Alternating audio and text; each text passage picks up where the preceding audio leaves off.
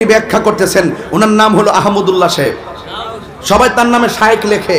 আমি বলবো, যে ব্যক্তি নবী পাকের নবুয়তের সন্ধান জানে না, তার সামনে শায়েখ হতে পারে না, তার নামে মাওলানা হতে পারে না। এই সমস্ত কথাগুলো যদি আপনাদেরকে ধরিয়ে না দেই, তাহলে তো ওই সমস্ত জাহেলে মুরাক্কাব, নাইবে শয়তান, টিকটক মৌলবীগুলো চান্স পেয়ে যাবে। টিকটক মৌলবী বুঝেন সাজনু ভাই? টিকটক মৌলবী মানিল যারা বলে 40 বছর পরে নবুয়তি পাইয়া নবী হইছে, এর আগে নাকি নবী ছিল না। জাহের মাহমুদ উনি প্রশ্ন করেছেন যে মোহতারাম, আল্লাহ রাসূল সাল্লাল্লাহু আলাইহি ওয়াসাল্লাম কি 40 বছরে নবুয়ত পেয়েছিলেন নাকি তিনি আগে থেকেই নবী, এবং এই বিষয়টা নিয়ে এত আলোচনা কেন হচ্ছে? দ্বিতীয়ত, শায়েখ আহমদুল্লাহ সাহেব যে কথাটি বলেছেন সেই কথাটা আপনারা সমর্থন করেন কিনা? তৃতীয়ত, আরেকটি বিষয় উনি লিখেছেন যে এই বিষয়টা নিয়ে যে পরিমাণ আলোচনা এবং সমালোচনা হচ্ছে, সেই আলোচনা আপনারা বসে কি সমাধান করতে পারেন না? তিনটে বিষয়। আমি শেষ বিষয়টা নিয়ে আগে কথা বলবো যে আপনারা সমাধান করতে পারেন কিনা।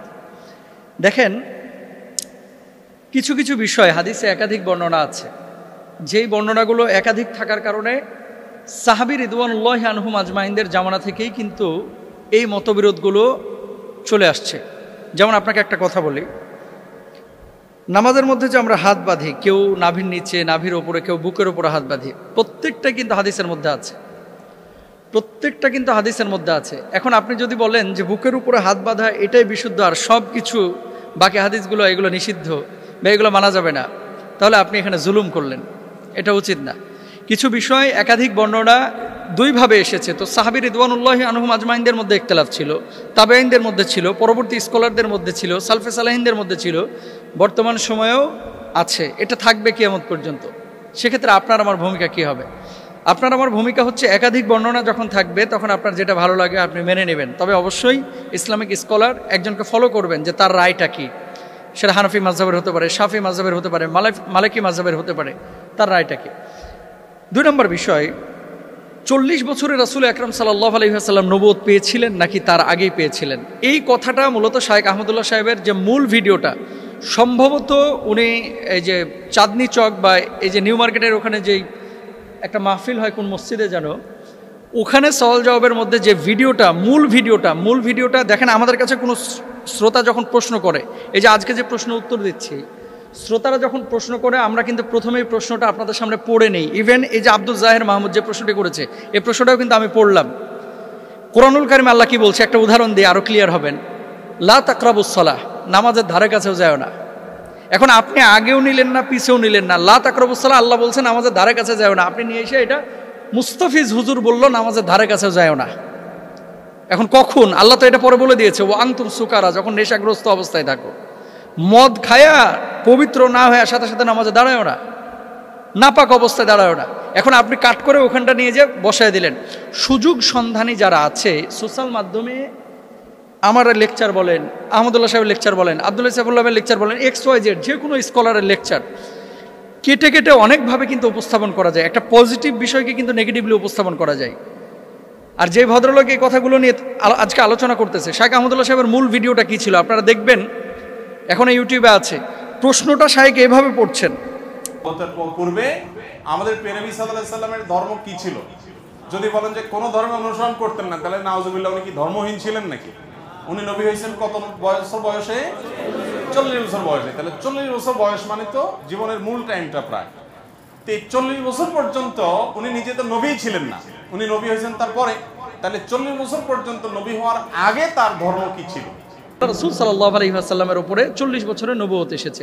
আল্লাহ রাসূল সাল্লাল্লাহু আলাইহি ওয়াসাল্লাম আরেকটা হাদিসের মধ্যে কি বলছেন দেখেন। আল্লাহ রাসূল সাল্লাল্লাহু আলাইহি ওয়াসাল্লাম বলছেন যে আমি একটা পাথরকে, তাহলে শায়েখকে প্রশ্ন করা হয়েছে, সেই প্রশ্নটা শায়েখ ওখানে উপস্থাপন করেছেন যে আল্লাহর রাসূল 40 বছর তো নবুয়ত পান নাই। প্রশ্নটা এভাবে করাছে, সেই প্রশ্নটা শায়েখ পড়েছে মাত্র, কাট করে নিয়ে যে ওই জায়গাটা ওখানে বসানো হয়েছে। আর এটা নিয়ে আমাদের ভাইয়েরা গোটা দেশ উত্তাল করে ফেলল। জ্ঞানী মানুষের একটা বিষয় কি জানেন, যে সবসময় তর্কে জড়ায় না, ঝগড়া বিবাদে জড়ায় না। কারণ যেই গাছে যত ফল বেশি, সেই গাছটা তত নত বেশি। এই যে আম বড় বড় দেখবেন গাছের উপরে ধরে আছে, যত বেশি আম গাছটা তত নত। এত কথা শাইখ আহমদুল্লাহ সাহেবকে নিয়ে বাংলাদেশে হলো, আমি তো দালাল হয়ে গেছি। মানুষ বলতেছে, কতজন তো আমাকে নিয়ে কত কথা বলতেছে। এতদিন আমাকে নিয়ে কেউ সমালোচনা পৃথকভাবে করেছে, কিন্তু আওয়ামভাবে একটা দুইটা না, একাধিক ভিডিওতে আমাকে সমালোচনা করেছে। যে ভাই আমার নিয়ে গালমন্দ করেছে, সমালোচনা করেছে, আমি তার জন্য দোয়া করি, আল্লাহ তাকে হেদায়েত দান করুক, আল্লাহ তাকে মাফ করে দেয়। তার ব্যাপারে আমার কোনো আক্রোশ নাই, বিদ্বেষ নাই। কিন্তু শাইখ আহমদুল্লাহ বাংলাদেশের একটা অ্যাসেট। আহমদুল্লাহরা প্রতি বছর জন্ম নেয় না। আমি মুস্তাফিজ না থাকলে দেশের জাতির দিনের অতটা ক্ষতি হবে না। একজন শাইখ আহমদুল্লাহ না থাকলে এ দেশের, এ জাতির, এ দিনের অনেক বড় ক্ষতি হবে, অনেক বড় ক্ষতি হবে, অনেক বড় ক্ষতি হবে। সুতরাং শাইখ আহমদুল্লাহ সাহেবকে নিয়ে এই কথাগুলো যারা বলতেছে, মূলত শাইখ আহমদুল্লাহ ব্যক্তি আহমদুল্লাহ টার্গেট না, মূলত তার প্রতিষ্ঠান টার্গেট। কারণ মানুষজন যাতে করে এই প্রতিষ্ঠানটার উপরে প্রশাসনিক নজরদারি নিয়ে এসে প্রতিষ্ঠানটাকে বন্ধ করতে পারে। কারণ কি, মানুষের ভিতরে একটা গ্রহণযোগ্যতা তৈরি হয়েছে।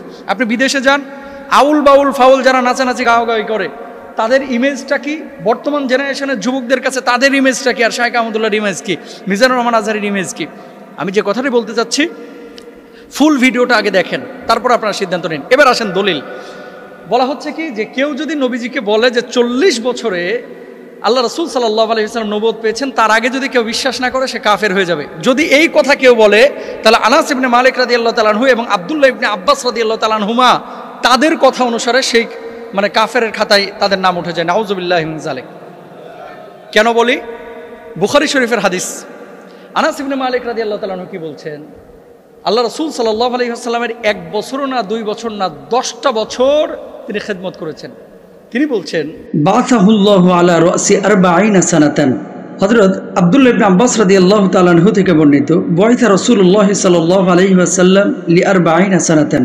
আল্লাহ রাসূল সাল্লাল্লাহু আলাইহি ওয়াসাল্লামের উপরে আল্লাহ তাআলা নবুয়ত দিয়েছেন 40 বছরে। তা আনাস ইবনে মালিক রাদিয়াল্লাহু তাআলা আনহু তিনি বলছেন 40 বছরে নবুয়ত দেওয়া হয়েছে। তাহলে যারা বলতেছে যে 40 বছরে আল্লাহ নবীকে নবুয়ত দেওয়া হয়েছে, তাহলে সেই কথা অনুসারে আনাস ইবনে মালিক রাদিয়াল্লাহু তাআলা আনহুর উপরে তো সেই অপবাদ যায়। নাউযুবিল্লাহ।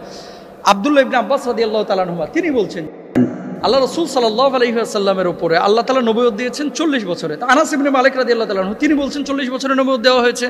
তাহলে যারা বলতেছে যে 40 বছরে আল্লাহ নবীকে নবুয়ত দেওয়া হয়েছে, তাহলে সেই কথা অনুসারে আনাস ইবনে মালিক রাদিয়াল্লাহু তাআলা আনহুর উপরে তো সেই অপবাদ যায়। নাউযুবিল্লাহ। আব্দুল্লাহ ইবনে আব্বাস রাদিয়াল্লাহু তাআলা আনহু তিনি বলছেন, নবীজি বলছেন, ইন্নী লা আরিফু হাজরান বিমাক্কাতা কানা ইউসাল্লিমু আলা ক্বাবলা আই উবআস। আমি একটা পাথরকে চিনতাম, জানতাম যে পাথরটা আমাকে ক্বাবলা আই ইউসাল্লিমা, আমাকে সালাম প্রদান করত, আন উবআসা নবুয়া, আমি নবুয়ত পাওয়ার আগেই এই পাথরটা আমাকে সালাম করত। তো নবুয়ত পাওয়ার আগে পাথর আমাকে সালাম করত। আল্লাহ রাসূল সাল্লাল্লাহু আলাইহি ওয়াসাল্লাম নিজে বলেছেন। তো নবীজি যে বললেন যে আমায় নবুয়ত পাওয়ার আগে পাথর আমাকে সালাম করত, তাহলে নবুয়ত আল্লাহ রাসূল সাল্লাল্লাহু আলাইহি ওয়াসাল্লাম একটা নির্দিষ্ট সময় পেয়েছেন। এখন আরেকটি হাদিস যেটা দিয়ে সব ভাইয়েরা দলিল পেশ করে, নবীজি সাল্লাল্লাহু আলাইহি ওয়াসাল্লামের নবুয়তের ব্যাপারে জিজ্ঞেস করা হয়েছিল যে আপনি কখন থেকে নবী? তিনি জবাব দিয়েছেন, কুনতু নাবিয়্যান ওয়া আদামু বাইনাল মাই ওয়াত তিন। অন্য বর্ণনায় আছে কুনতু নাবিয়্যান ওয়া আদামু বাইনার রূহি ওয়াল জাসাদ। আদম যখন শরীরে এবং পানির মধ্যে তিনি ছিলেন, তখন থেকেই আল্লাহ রাসূল সাল্লাল্লাহু আলাইহি ওয়াসাল্লাম নবুয়ত পেয়েছিলেন। আদম যখন রূহ এবং মাটির মধ্যে মিশ্রিত ছিলেন, তখন থেকে আল্লাহ রাসূল সাল্লাল্লাহু আলাইহি ওয়াসাল্লাম নবুয়ত পেয়েছিলেন। এরকম কিন্তু একাধিক বর্ণনা আছে। হাদিসটা কি? হাদিসটা রাসূল আকরাম সাল্লাল্লাহু আলাইহি ওয়াসাল্লামের বিশুদ্ধ হাদিস, যে যখন আদমকে সৃষ্টি করা হয় নাই তখন থেকেই তিনি নবুয়ত পেয়েছিলেন।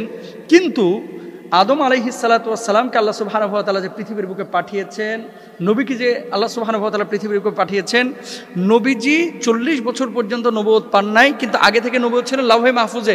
কোরআন যেমন সংরক্ষিত ছিল, নবীজির স্বীকৃতি লাওহে মাহফুজে এবং আসমানি জগতে, রুহানি জগতে আল্লাহ তাআলা আগেই দিয়ে রেখেছিলেন। সেই স্বীকৃতির সনদ, স্বীকৃতির চূড়ান্ত বাস্তবায়ন আল্লাহ তাআলা 40 বছরে করেছেন। তাহলে কি সেই হাদিসটাও ঠিক, এই হাদিসগুলোও ঠিক। 40 বছরে নবীজি নবুয়ত পেয়েছেন, এটা তো সিরাতের ম্যাক্সিমাম কিতাবের মধ্যে আছে, ম্যাক্সিমাম কিতাবের মধ্যে আছে। আমরা তো অস্বীকার করতেছি না সেই বিষয়টা, কিন্তু নবুয়ত 40 বছরে পেয়েছে, এটাকে কেউ যদি অস্বীকার করে কাফের হয়ে যাবে, ফাসেদ হয়ে যাবে, এই বিষয়টাতে আমরা একমত না, এটা অশুদ্ধ বিষয়। সুতরাং রাসূল আকরাম সাল্লাল্লাহু আলাইহি ওয়াসাল্লামের হাদিস একাধিক থাকতে পারে। আমাদের আকীদা হচ্ছে নবীজি 40 বছরে নবুয়ত পেয়েছেন এবং নবীজির নবুয়তের সিদ্ধান্ত স্বীকৃতি আল্লাহ সুবহানাহু ওয়া তাআলা আগেই দিয়ে দিয়েছেন।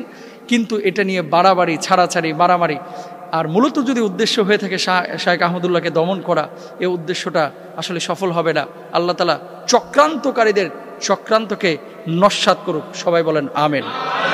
আল্লাহ সুবহানাহু ওয়া তাআলা আমাদেরকে বুঝার তৌফিক দান করুন।